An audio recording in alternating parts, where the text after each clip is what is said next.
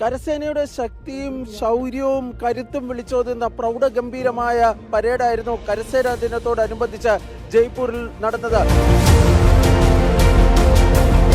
ഡൽഹിക്ക് പുറത്ത് നടക്കുന്ന 4ാമത്തെ കരസേനാ ദിന പരേഡായിരുന്നു ഇന്ന് ജയ്പൂരിൽ നടന്നത്. ഇത്തവണത്തെ പരേഡിന് ഒരു പ്രത്യേകത കൂടി ഉണ്ടായിരുന്നു. കാരണം സാധാരണ ഈ റിപ്പബ്ലിക് ഡേക്കൊക്കെ മാത്രമാണ് ഈ സിവിലിയൻ ഏരിയയിൽ, അതായത് പൊതുജനങ്ങൾക്ക് കൂടി പങ്കെടുക്കാവുന്ന തരത്തിലുള്ള പരേഡുകൾ നടക്കുന്നത്. ഇത്തവണത്തെ ഈ കരസേനാ ദിന പരേഡ് സമാനമായ രീതിയിൽ മഹൽ റോഡിൽ പൊതുജനങ്ങൾക്ക് കൂടി പങ്കെടുക്കാവുന്ന തരത്തിലായിരുന്നു ഒരുക്കിയിരുന്നത്. അതുകൊണ്ട് തന്നെ നമുക്ക് കാണാം, 100 കണക്കിന് പേരാണ് ഈ പരേഡ് വീക്ഷിക്കുന്നതിനായി ഇവിടെ എത്തിയിരുന്നത്.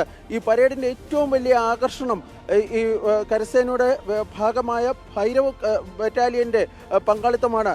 2 ബറ്റാലിയനുകളായിരുന്നു, 2 ഭൈരവ് ബറ്റാലിയനും അതുപോലെ തന്നെ 4 ഭൈരവ് ബറ്റാലിയനിലെയും കമാൻഡോകളായിരുന്നു ഇന്ന് ഈ കരസേനാ ദിന പരേഡിൽ ഭാഗമായിരുന്നത്.